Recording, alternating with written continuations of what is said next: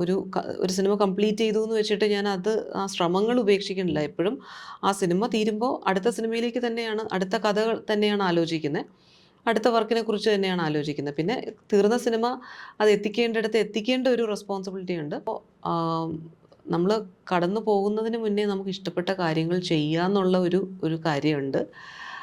So that is also one of the driving forces എന്ന് എനിക്ക് തോന്നുന്നു. കാരണം നമ്മുടെ മുമ്പിലുള്ള സമയം അത് പണ്ടൊക്കെ നമുക്ക് പറയാം, ഓക്കെ ഒരു ഏജുമായിട്ട് റിലേറ്റഡ് ആണ്, ഇത്ര വയസ്സാണെങ്കിൽ നമുക്ക് പ്രോബ്ലി സമയമായി. ഇപ്പോൾ അങ്ങനെ ഇല്ല. ഇപ്പോൾ അത് any time it can happen എന്നുള്ള ഒരു കാര്യമുണ്ട്. അപ്പോൾ അതിനകത്ത് നമ്മൾ ജീവിച്ചിരിക്കുന്ന സമയത്തിൽ ആ ജീവിതത്തോടൊരു നീതി പുലർത്തേണ്ടതുണ്ട്. പ്രത്യേകിച്ച് അപ്പുറം ചെയ്യുമ്പോൾ ഇതാർക്കും വേണ്ടിയിട്ട്, ഇത് ആരാണ് കാണാൻ പോകുന്നതെന്ന് എനിക്കറിയില്ലായിരുന്നു. പക്ഷേ അത് IFFK പോലൊരു വേദിയിൽ സെലക്ട് ചെയ്യപ്പെടുമ്പോൾ അതിൽ നിറഞ്ഞ സദസ്സോടുകൂടി ആ സിനിമ കാണാൻ പറ്റുമ്പോൾ അതിലെ ഒരു 90% ആൾക്കാർക്കെങ്കിലും അതിൻ്റെ വൈകാരികതയുമായിട്ട് കണക്ട് ചെയ്യാൻ പറ്റുമ്പോൾ അവിടെ ഓക്കെ, അത് ഞാൻ ചെയ്തതിൽ എന്തോ ഒരു ശരിയുണ്ട് എന്നൊരു തിരിച്ചറിവുണ്ട്. അതൊരു സന്തോഷമുണ്ട്.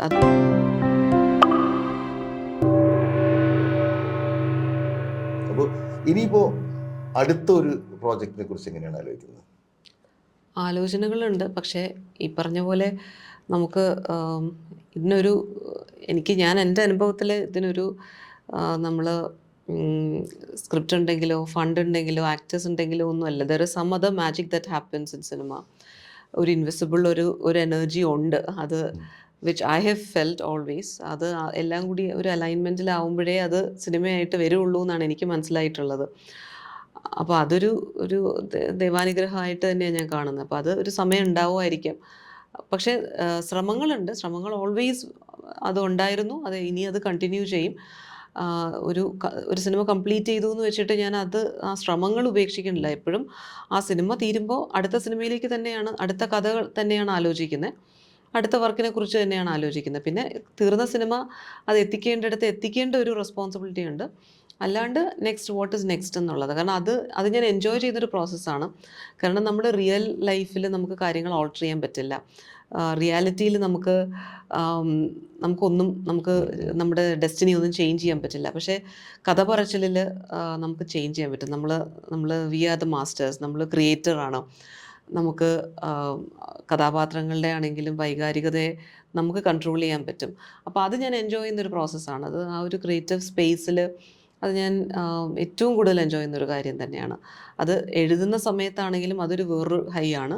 അത് ഡയറക്റ്റ് ചെയ്യുമ്പോൾ അത് മറ്റൊരു തരത്തിലൊരു വല്ലാത്തൊരു എനർജി തരുന്നൊരു കാര്യമാണ്. അപ്പോൾ അത് വാട്ട് നെക്സ്റ്റ് എന്നുള്ളൊരു ചിന്ത എപ്പോഴും ഉണ്ട്. പക്ഷേ ഇതൊക്കെ I don't know when it is going to materialise, but that work is always happening because I love doing that. അപ്പോൾ അത് ഞാൻ ചെയ്യുന്നുണ്ട്. അത് ശരിയാണ്.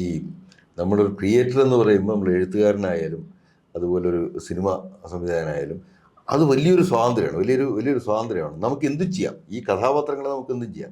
ഇപ്പോൾ ഒരു ഉദാഹരണം പറഞ്ഞു കഴിയുമ്പോൾ സത്യനന്ദിക്കാടിൻ്റെ കഥാപാത്രങ്ങൾ നമുക്ക് പലപ്പോഴും പലരെയും കഥാപാത്രങ്ങൾ നമുക്കറിയാം. ഇപ്പോൾ ചാപ്ലിൻ്റെ കഥാപാത്രങ്ങൾ അത് നമുക്കറിയാം. ചിലപ്പോൾ ഈ അവസാനത്തെ ഈ നന്മയിലേക്ക് അല്ലെങ്കിൽ അവരുടെ സന്തോഷത്തിലേക്ക് അവർ എത്തിച്ചേരില്ല എന്ന് നമുക്ക് കൃത്യമായിട്ട് അറിയാം. ഇപ്പോൾ പല ഘട്ടങ്ങളിലും ഇപ്പോൾ നമ്മളിപ്പോൾ മലയാളത്തിലേക്കുള്ള ഇപ്പോൾ സത്യൻ്റെ സിനിമകൾ എടുത്ത് നോക്കിക്കഴിഞ്ഞാൽ തന്നെ അതെല്ലാം തന്നെ കോമഡിയിലാണ് അവസാനിക്കുന്നത്. എന്ന് വെച്ച് കഴിഞ്ഞിട്ടുണ്ടെങ്കിൽ പല ഘട്ടങ്ങളിലും നമ്മൾ അത്ര ആൾക്കാരെ നമ്മൾ ജീവിതത്തിൽ കണ്ടിട്ടുണ്ട്. പക്ഷെ അവർക്കതിനെ അങ്ങനെ എത്തിക്കാൻ സാധിച്ചില്ല. പക്ഷെ അതേസമയം ഇത് സെല്ലോയിൽ കാണുന്ന സമയത്ത് നമുക്കൊരു പ്രത്യേക സന്തോഷം ഉണ്ടാവുന്നുണ്ട്. കാരണം ഒരു കാര്യത്തിൻ്റെ പരിസമാപ്തി നന്നായി വരുന്നു എന്ന് കാണുന്നിടത്ത് അത് കാണുന്ന ആൾക്കാരിൽ ഒരു വലിയൊരു ആശ്വാസം ക്രിയേറ്റ് ചെയ്യുന്നുണ്ട്, ഒരു സന്തോഷം ഉണ്ടാക്കുന്നുണ്ട്. ആ ഒരു സന്തോഷമാണ് ശരിക്കും പറഞ്ഞാൽ ഈ ക്രിയേറ്ററുടെ ഏറ്റവും വലിയ അദ്ദേഹത്തിന് കിട്ടുന്ന ഏറ്റവും വലിയ പ്രതിഫലം എന്ന് വെച്ച് കഴിഞ്ഞാൽ ഈ കാണുന്ന മനുഷ്യനിൽ അതുണ്ടാക്കുന്ന ഒരു ഫീലിംഗ് ആയിരിക്കില്ലേ? എനിക്ക് അത് മാത്രമല്ല, ഇപ്പം ഇന്നത്തെ ഒരു കാലഘട്ടത്തിൽ, പ്രത്യേകിച്ച് പോസ്റ്റ് കോവിഡ് ഒരു കാലഘട്ടത്തിൽ നമുക്ക് എത്ര കാലം ബാക്കി എന്നുള്ളത് ആർക്കും ഒരു ഗ്യാരണ്ടി ഇല്ലാത്ത കാര്യമാണ്. കാരണം എനിക്ക് തന്നെ വ്യക്തിപരമായിട്ട് അറിയുന്ന ഒരുപക്ഷെ എന്നെക്കാട്ടിയും പ്രായത്തിൽ വളരെ ചെറിയ ആൾക്കാർ പോലും ഇൻസ്റ്റൻ്റ്ലി നമ്മളെ വിട്ട് പോയിട്ടുണ്ട്. പ്രത്യേകിച്ച് ഒരു ക്ലിനിക്കൽ കണ്ടീഷൻസും ഒന്നും ഉണ്ടാകാതെ. അപ്പോൾ നമുക്ക് കിട്ടുന്ന ഇപ്പോൾ 2 വാക്സിനേഷൻ കഴിഞ്ഞു. അപ്പോൾ ആ വാക്സിനേഷന് അതിൻ്റേതായിട്ടുള്ള സൈഡ് എഫക്ട്സ് ഉണ്ടെന്ന് പറഞ്ഞു. ഓരോരുത്തരും നമ്മൾ ഇറസ്പെക്റ്റീവ് ഓഫ് ദി ഏജ് നമ്മുടെ ഓരോരുത്തരുടെയും ഒരു അൺസർട്ടനിറ്റി ഉണ്ട്.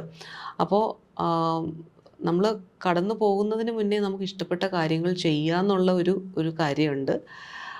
So that is also one of the driving forces എന്ന് എനിക്ക് തോന്നുന്നു. കാരണം നമ്മുടെ മുമ്പിലുള്ള സമയം അത് ആർക്കും, അത് പണ്ടൊക്കെ നമുക്ക് പറയാം ഓക്കെ ഒരു ഏജുമായിട്ട് റിലേറ്റഡ് ആണ്, ഇത്ര വയസ്സാണെങ്കിൽ നമുക്ക് പ്രോബ്ലി സമയമായി. ഇപ്പം അങ്ങനെ ഇല്ല. ഇപ്പോൾ അത് any time it can happen എന്നുള്ള ഒരു കാര്യമുണ്ട്. അപ്പോൾ അതിനകത്ത് നമ്മൾ ജീവിച്ചിരിക്കുന്ന സമയത്തിൽ അതിനോട് ആ ജീവിതത്തോടൊരു നീതി പുലർത്തേണ്ടതുണ്ട്. എനിക്ക് ഏറ്റവും ഇഷ്ടപ്പെട്ട കാര്യം ഇപ്പോൾ ഈ സിനിമ ചെയ്യാൻ പറ്റുകയെന്ന് വെച്ചാൽ എനിക്ക് ഏറ്റവും സന്തോഷം തരുന്ന കാര്യമാണ്. ആൻഡ് അത് ഞാൻ ഒരു പർട്ടിക്കുലർ ഓഡിയൻസിന് വേണ്ടിയിട്ടും അല്ല ശരിക്കും ചെയ്യുന്നത്. ഇപ്പോൾ ഒരു പർട്ടിക്കുലർ ക്രൗഡിന് വേണ്ടിയല്ല. ഞാൻ ഒരു പക്ഷേ വിചാരിക്കുന്നത് ഇപ്പോൾ എൻ്റെ കുട്ടികൾ പ്രോബ്ലി എൻ്റെ ഏജ് ആവുമ്പോൾ അവരിത് കണ്ടാൽ this is what I had in my mind, ഇത് എൻ്റെ ഒരു പെർസ്പെക്റ്റീവ് ആണെന്ന് എനിക്കൊരു പക്ഷേ എൻ്റെ കുട്ടികളോട് ഒരു പുസ്തകത്തിലൂടെ പറയുന്നതിനേക്കാൾ എളുപ്പത്തിന് എൻ്റെ പെർസ്പെക്റ്റീവ് പറയാൻ എനിക്ക് ഒരു പക്ഷേ ഒരു സിനിമയിലൂടെ അല്ലെങ്കിൽ ഒരു തിരക്കഥയിലൂടെ എനിക്ക് പറ്റും തോന്നുന്നു. അതും കൂടെ മനസ്സിൽ കണ്ടിട്ട് തന്നെയാണ്. കാരണം എപ്പോൾ വേണമെങ്കിലും കടന്നു പോകാം എന്നുള്ളൊരു തിരിച്ചറിവ് ഉണ്ട്. കാരണം അത്രയും ഫ്രജൈലായിട്ടുള്ള ഒരു കാലഘട്ടത്തിലാണ് നമ്മൾ ജീവിക്കുന്നത്. അപ്പോൾ ചെയ്യാൻ പറ്റുന്ന കാര്യങ്ങൾ അത് ഏറ്റവും സത്യസന്ധമായിട്ട് നമുക്കത് ചെയ്യാൻ പറ്റുക, പൂർത്തിയാക്കാൻ പറ്റുക എന്ന് പറയുന്നതിനൊരു മാജിക്കായിട്ടാണ് തോന്നുന്നത്. അതും കൂടെ മനസ്സിലുണ്ട്. അപ്പോൾ ഇറ്റ്സ് നോട്ട് ഒരു പർട്ടിക്കുലർ വിഭാഗം ഓഡിയൻസ് എന്ന് ഞാൻ മനസ്സിൽ വിചാരിച്ചിട്ടില്ല. ഇപ്പോൾ പ്രത്യേകിച്ച് അപ്പുറം ചെയ്യുമ്പോൾ ഇതാർക്കും വേണ്ടിയിട്ട്, ഇത് ആരാണ് കാണാൻ പോകുന്നതെന്ന് എനിക്കറിയില്ലായിരുന്നു. പക്ഷേ അത് IFFK പോലൊരു വേദിയിൽ സെലക്ട് ചെയ്യപ്പെടുമ്പോൾ അതിൽ നിറഞ്ഞ സദസ്സോടുകൂടി ആ സിനിമ കാണാൻ പറ്റുമ്പോൾ അതിലെ ഒരു 90% ആൾക്കാർക്കെങ്കിലും അതിൻ്റെ വൈകാരികതയുമായിട്ട് കണക്ട് ചെയ്യാൻ പറ്റുമ്പോൾ അവിടെ ഓക്കെ അത് ഞാൻ ചെയ്തതിൽ എന്തോ ഒരു ശരിയുണ്ട് എന്നൊരു തിരിച്ചറിവുണ്ട്. അതൊരു സന്തോഷമുണ്ട്. അത് കളക്റ്റീവ്ലി, അതെനിക്ക് മാത്രം തോന്നുന്നൊരു കാര്യമല്ല. കളക്റ്റീവ്ലി ഇതിപ്പോൾ ഇതിന് ക്യാമറ ചെയ്ത രാകേഷ് ആണെങ്കിലും എഡിറ്റർ അപ്പു ആണെങ്കിലും ബിജുപാൽ സാർ ആണെങ്കിലും ഇതിൽ അഭിനയിച്ച ആൾക്കാരാണെങ്കിലും ഇപ്പം ജഗദീഷ് സാറൊക്കെ എത്രയോ കഥാപാത്രങ്ങൾ ചെയ്തതാണ്. പക്ഷേ ഈ കഥാപാത്രത്തിനോട് അദ്ദേഹത്തിന് ഉള്ള ഒരു കണക്ഷൻ അത് തന്നെയാണ് എൻ്റെ ഒരു ടേക്ക് അവേ. ഏറ്റവും സന്തോഷം എന്ന് പറഞ്ഞാൽ അത്രയും സീനിയർ ആയിട്ടുള്ള ഒരു ആക്ടറിന് ഈ കഥാപാത്രം നൽകുന്ന ഒരു അപ്രിസിയേഷനും ആക്സെപ്റ്റൻസും ഇറ്റ്സ് എ ഡിഫറെൻറ്റ് തിങ്. അതുപോലെ മിനി IG, അനഘ, പിന്നെ സൂര്യ തിയേറ്ററിൽ ഒരുപാട് ആക്ടേഴ്സ് ഉണ്ട്, ടെക്നോ പാർക്ക് എന്ന ആക്ടേഴ്സ് ഉണ്ട്. This movie belongs to each one of them. ഇത് എൻ്റെ മാത്രം ഒരു സന്തോഷമല്ല. അപ്പം ആ വേദിയിൽ അവിടെ കൈയടികൾ കിട്ടുമ്പോൾ അവർക്ക് ഓരോരുത്തർക്കും ആണ് ഡെഫിനറ്റ്ലി കിട്ടുന്നത്. അതൊരു കളക്റ്റീവ് എനർജിയാണ്. ആ ഒരു കളക്റ്റീവ് എനർജി വർക്ക് ചെയ്തു എന്നുള്ളതിൻ്റെ ഒരു ഭയങ്കര സന്തോഷമാണ്. അത് I think that is the true take away. ഇപ്പോൾ ഇവിടെ നിന്നാണെങ്കിലും ഒരു ടേക്ക് അവേ എന്ന് പറഞ്ഞാൽ അതാണെന്ന് തോന്നുന്നു എനിക്ക്. അപ്പോൾ ഇത്രയും ഈ കാര്യങ്ങൾ പറഞ്ഞില്ല മനസ്സിലായി. ഇപ്പോൾ ഇപ്പോഴാണ് ശരിക്കും പറഞ്ഞു കഴിഞ്ഞിട്ടുണ്ടെങ്കിൽ എന്താണ് ഈ ക്രിയേഷനിൽ ഈ അപ്പുറം എന്ന് പറയുന്ന സിനിമയെ സംബന്ധിച്ചിടത്തോളം അത് കണ്ട ആരും തന്നെ അത് മോശം സിനിമയാണെന്ന് പറഞ്ഞിട്ടില്ല. എല്ലാവരും തന്നെ അത് അപ്രീഷിയേറ്റ് ചെയ്തില്ല. കണ്ട നമുക്ക് എല്ലാവർക്കും തന്നെ ആ സിനിമയുടെ ഒരു ഫീൽ എന്ന് വെച്ച് കഴിഞ്ഞാൽ അതിലെ ഇപ്പോൾ ജഗദീഷ് അതുപോലെ ഒക്കെ ചെയ്തിട്ടുള്ള മിനി എല്ലാം ചെയ്തിട്ടുള്ള ആ കഥാപാത്രങ്ങൾ എത്ര ഭംഗിയായിട്ടാണത് അവതരിപ്പിച്ചത്. വളരെ കൈത്തഴക്കമുള്ളൊരു സംവിധായകൻ ചെയ്തതുപോലെയാണ്. അതേ കൈയടക്കത്തോടുകൂടി തന്നെയാണ് ഈ സിനിമ ഇത് ചെയ്തിരിക്കുന്നത്. അതും അതിൻ്റെ പുറകിൽ ഇത്രയും ദിവസം ഒരു 7 ദിവസം കൊണ്ടാണ് ഈ സിനിമ 9 ദിവസം കൊണ്ടാണ് ഈ സിനിമ പൂർത്തിയാക്കുന്നത് എന്ന് പറയുമ്പോൾ അതിൽ കൂടുതൽ അത്ഭുതം സൃഷ്ടിക്കുന്ന ഒരു കാര്യമാണ്. അതുപോലെ പിന്നെ ഒരു അസോസിയേറ്റ് ഡയറക്ടർ പോലും ഇല്ലാതെ അസിസ്റ്റൻസ് മാറി മാറി വന്നുകൊണ്ടാണ് അത് ചെയ്തതെന്ന് പറയുമ്പോൾ അതൊന്നും തന്നെ നമുക്ക് ആ സിനിമയുടെ പൂർണ്ണതയിൽ ഇതൊന്നും തന്നെ ഒരു വിഷയമായി വന്നിട്ടില്ല. അത് വളരെ നല്ല രീതിയിൽ പൂർണ്ണമാക്കപ്പെട്ട ഒരു സിനിമയാണ്. നല്ല രീതിയിൽ നമുക്ക് കാണാൻ കഴിയുന്ന ഒരു സിനിമയാണ്. പിന്നെ മറ്റൊരു കാര്യം, അതിൽ